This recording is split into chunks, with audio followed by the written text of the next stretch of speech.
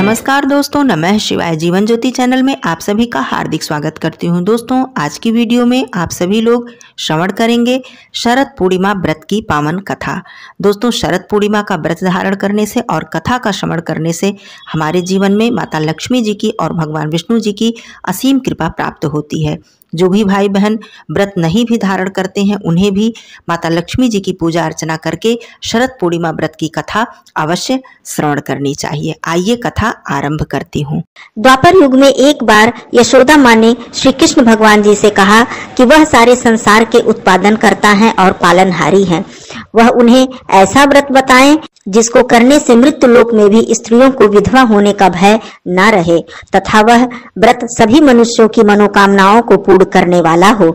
श्री कृष्ण जी उन्हें एक ऐसे व्रत को विस्तार से बताते हैं कि सौभाग्य की प्राप्ति के लिए स्त्रियों को 32 पूर्णिमाओं का व्रत करना चाहिए। यह व्रत अचल सौभाग्य को देने वाला और भगवान शिव के प्रति मनुष्य मात्र की भक्ति को बढ़ाने वाला व्रत है। यशोदा जी कहने लगी कि इस व्रत को मृत्यु लोक में किसने किया था? श्री कृष्ण जी ने कहा कि इस भूमंडल पर अनेक प्रकार के रत्नों से परिपूर्ण कातिका नाम की एक नगरी थी। वहां चंद्रहास नाम का राजा राज्य करता था। उसी नगर में धनेश्वर नाम का एक ब्राह्मण था और उसकी स्त्री बहुत ही सुंदर थी जिसका नाम रूपवती था। दोनों ही उस नगरी में बड़े प्रेम से रहते थे। उनके घर में धन धान्य आदि की कोई कमी नहीं थी, परंतु उनको बड़ा ही दुख था कि उनके कोई भी संतान नहीं थी। एक समय एक बड़ा योगी उस नगरी में आया। वह योगी उस ब्राह्मण के घर को छोड़कर अन्य सभी के घरों में भिक्षा लेकर भोजन किया। वह रूपवती से कभी भी भिक्षा नहीं लेता था। एक दिन वह योगी रूपवती से भिक्षा न लेकर किसी अन्य के घर से भिक्षा लेकर गंगा किनारे जाकर प्रेम पूर्वक भोजन कर रहा था। तब धनेश्वर ने योगी को ऐसा करते हुए देख लिया। अपनी भिक्षा के अनादर से दुखी होकर धनेश्वर योगी से कहता है कि वह सभी घरों से भिक्षा लेता है, लेकिन उसके घर से भिक्षा क्यों नहीं लेते?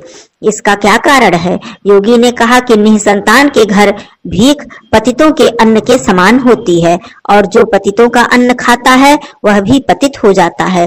क्योंकि वह निसंतान है, इसलिए पतित हो जाने के भय से वह उनके घर से भिक्षा नहीं लेता है। धनेश्वर यह बात सुनकर बहुत ही दुखी हुआ और हाथ जोड़कर योगी के पैरों में गिर गया और कहने लगा कि यदि ऐसा है तो वह उसे पुत्र प्राप्ति का उपाय बताएं। वह सब कुछ जानने वाले हैं, वह उस पर कृपा अवश्य करें। धन की उसके पास कोई कमी नहीं है, लेकिन कोई संतान न होने के कारण वह बहुत ही दुखी रहता है। वह उसके इस दुख का हरण करें। यह सुनकर योगी कहने लगे कि उन्हें चंडी की आराधना करनी चाहिए। घर आकर उसने अपनी स्त्री से पूरी बात कहकर स्वयं वन में चला गया। वहां उसने चंडी की उपासना करनी शुरू कर दी और उपवास भी किया। चंडी ने 16वें दिन उसको स्वप्न में दर्शन दिया और कहा कि उसके यहाँ पुत्र होगा, परंतु वह 16 वर्ष की आयु में ही मृत्यु को प्राप्त हो जाएगा। यदि वह दोनों स्त्री पुरुष 32 पूर्णिमाओं का व्रत विधि पूर्वक करेंगे तो वह दीर्घायु हो जाएगा। जितनी उसकी सामर्थ्य है आटे के दिए बनाकर शिव भगवान जी का पूजन करना, परंतु पूर्णिमा के व्रत 32 होने चाहिए। प्रातः काल होने पर इस स्थान के समीप एक आम का वृक्ष दिखाई देगा। उस वृक्ष पर चढ़कर फल तोड़कर शीघ्र ही अपने घर चले जाना और अपनी स्त्री को सारा वृत्तांत बताना। ऋतु स्नान करने के बाद वे स्वच्छ होकर श्री शंकर भगवान का ध्यान करके उस फल को खा ले, तब वह शंकर भगवान की कृपा से गर्भवती हो जाएगी। जब वह ब्राह्मण प्रातः काल उठा तो उसने एक स्थान के पास ही आम का वृक्ष देखा जिस पर बहुत ही सुंदर आम का फल लगा हुआ था। उस ब्राह्मण ने आम के वृक्ष पर चढ़कर फल को तोड़ने का प्रयास किया, परंतु वृक्ष पर कई बार कोशिश करने के बाद भी वह चढ़ नहीं सका। तब उस ब्राह्मण को बहुत चिंता हुई और वह विघ्न विनाशक श्री गणेश भगवान जी की वंदना करने लगा। वह उस पर कृपा करके इतनी शक्ति दे कि वह अपनी मनोरथ को पूरा कर सके। इस प्रकार गणेश भगवान जी की प्रार्थना करने पर उनकी कृपा से धनेश्वर वृक्ष पर चढ़ गया और उसने सुंदर आम के फल को तोड़ लिया। उस धनेश्वर ब्राह्मण ने जल्दी से घर जाकर अपनी स्त्री को वह फल दे दिया और उसकी स्त्री अपने पति के कहे अनुसार उस फल को खा लिया और वह गर्भवती हो गई। देवी जी की असीम कृपा से एक अत्यंत सुंदर पुत्र उत्पन्न हुआ जिसका नाम उन्होंने देवी दास रखा। बालक शुक्ल पक्ष के चंद्रमा की भांति अपने पिता के घर में बड़ा होने लगा। भगवान की कृपा से वह बालक बहुत ही सुंदर, सुशील, विद्या पढ़ने में बहुत ही निपुण हो गया। दुर्गा जी की आज्ञा के अनुसार उसकी माता ने 32 पूर्णमासी का व्रत रखना आरंभ कर दिया, जिससे उसका पुत्र बड़ी आयु वाला हो जाए। 16वां वर्ष लगते ही देवीदास के माता पिता को बहुत ही चिंता हो गई, कहीं उसके पुत्र की इस वर्ष मृत्यु न हो जाए। उन्होंने अपने मन में विचार किया कि यह दुर्घटना उनके सामने हो गई तो वो कैसे सहन कर सकेंगे। इसलिए उन्होंने देवीदास के मामा को बुलाया और कहा कि उनकी एक बहुत बड़ी इच्छा है कि देवीदास 1 वर्ष तक काशी में जाकर विद्या का अध्ययन करे और उसको अकेला भी नहीं छोड़ना चाहिए, इसलिए वह साथ चले जाएं और 1 वर्ष के बाद इसे वापस लेकर आना। तब सारा प्रबंध करके उनके माता पिता ने देवीदास को एक घोड़े पर बैठाकर उसके मामा के साथ भेज दिया, परंतु यह बात उनके मामा या किसी और को नहीं बताई। धनेश्वर ने अपनी पत्नी के साथ माता भगवती के सामने मंगल कामना तथा दीर्घायु के लिए भगवती की आराधना और पूर्णमासी का व्रत करना प्रारंभ कर दिया। इस प्रकार बराबर 32 पूर्णमासी के व्रत को उन्होंने पूरा किया। दूसरी तरफ मामा और भांजा दोनों रात गुजारने के लिए एक गांव में रुके। उस दिन उस गांव में एक ब्राह्मण की कन्या का विवाह होने वाला था। जिस धर्मशाला में वर और बारात के लोग रुके हुए थे, उसी धर्मशाला में देवीदास और उसका मामा ठहर गए। उधर कन्या को तेल आदि चढ़ने के बाद जब लग्न का समय आया तो उस वर की तबीयत खराब हो गई।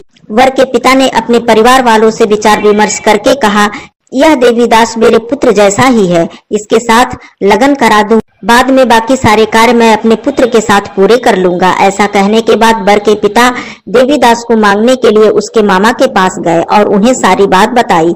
मामा ने कहा कि कन्यादान में जो कुछ भी मिलेगा वो हमें दे दिया जाए। वर के पिता ने बात स्वीकार कर ली। इसके बाद देवीदास का विवाह कन्या के साथ संपन्न हो गया। इसके बाद वह अपनी पत्नी के साथ भोजन न कर सका और मन में विचार करने लगा, न जाने यह किसकी पत्नी होगी। यह सोचकर उसकी आंखों में आंसू आ गए। तब वधू ने पूछा कि क्या बात है, आप उदास क्यों हैं?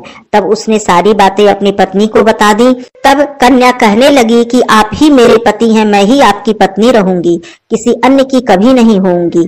तब देवीदास ने कहा, ऐसा मत करिए, क्योंकि मेरी आयु बहुत कम है, मेरे बाद आपका क्या होगा। लेकिन उसकी पत्नी नहीं मानी और बोली, स्वामी आप भोजन कीजिए।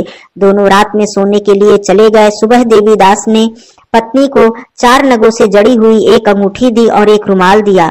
बोला कि हे प्रिया, इसे ले लो, संकेत समझकर स्थिर हो जाओ। मेरे मरण और जीवन जानने के लिए एक पुष्प वाटिका बना लो, उसमें सुगंधों वाली एक नवमल्लिका लगा लो, उसको प्रतिदिन जल से सींचा करो और आनंद के साथ रहो।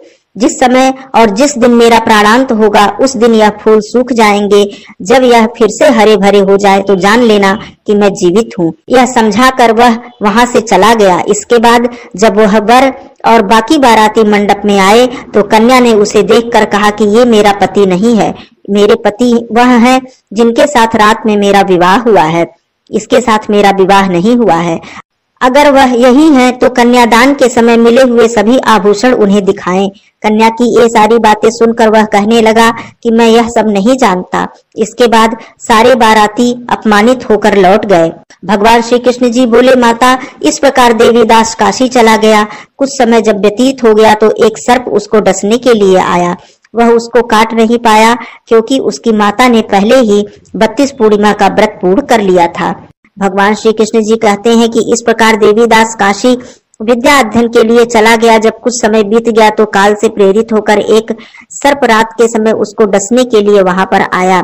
उस विषधर के प्रभाव से उसके शयन का स्थान चारों ओर विष की ज्वाला से विषैला हो गया, परंतु व्रत के प्रभाव से उसको वह काट नहीं पाया क्योंकि पहले ही उसकी माता ने 32 पूर्णमासी का व्रत रखा था। इसके बाद वह स्वयं काल वहां पर आया और उसके शरीर से प्राणों को निकालने की कोशिश करने लगा, जिससे वह बेहोश होकर पृथ्वी पर गिर गया। भगवान की कृपा से उसी समय माता पार्वती जी के साथ भगवान शंकर जी वहां पर आ गए और उसको बेहोश दशा में देखकर पार्वती जी ने भगवान से प्रार्थना की और कहा कि इस बालक की माता ने पहले ही 32 पूर्णमासी का व्रत पूरा किया है, वह इसको प्राणदान दे दें। इस प्रकार शिव जी ने उसको प्राणदान दिया। इस व्रत के प्रभाव से काल को भी पीछे हटना पड़ा और देवीदास स्वस्थ होकर बैठ गया। उधर उसकी स्त्री उसकी प्रतीक्षा किया करती थी। जब उसने देखा कि उस पुष्प वाटिका में पुष्प सूख रहे हैं तो उसको बहुत ही हैरानी हुई, लेकिन जब वाटिका हरी भरी हो गई तो वह जान गई कि उसके पति को कुछ नहीं हुआ है। यह देखकर वह बहुत प्रसन्न मन से अपने पिता से कहने लगी कि उसके पति जीवित हैं और उन्हें वे खोजें। जब 16वां साल बीत जाने पर देवीदास अपने मामा के साथ काशी से वापस चला गया। उधर उनके ससुर घर में उनको खोजने के लिए जाने वाले ही थे कि वह दोनों मामा भांजा वहां पर आ गए। उनको आया हुआ देखकर उनके ससुर को बहुत प्रसन्नता हुई और वह प्रसन्नता के साथ उन्हें अपने घर ले गए।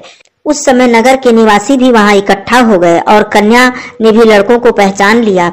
कुछ दिन के बाद देवीदास अपनी पत्नी और मामा के साथ बहुत से उपहार लेकर अपने नगर में चले गए। वह अपने गांव के निकट पहुंच गए तो कई लोगों ने उसको देखकर उनके माता पिता को पहले ही खबर दे दी कि उनका पुत्र देवीदास अपनी पत्नी और मामा के साथ आ रहा है। ऐसा सुनकर उनके माता पिता को बहुत ही खुशी हुई और पुत्र तथा पुत्र वधू के आने की खुशी में धनेश्वर ने बहुत बड़ा उत्सव मनाया। तब श्री कृष्ण जी कहते हैं कि धनेश्वर 32 पूर्णमासी के व्रत के प्रभाव से पुत्रवान हुआ। जो व्यक्ति इस व्रत को करते हैं उनके जन्म जन्मांतर के पापों से उन्हें छुटकारा मिलता है और संतान की कामना भी पूर्ण होती है तथा काल के भय से भी वह व्यक्ति मुक्त हो जाता है। बैसाख पूर्णिमा व्रत का अत्यधिक महत्व है। इसकी कथा का श्रवण करने मात्र से व्यक्ति के बहुत सारे पाप नष्ट हो जाते हैं। धन्यवाद दोस्तों। नमः शिवाय।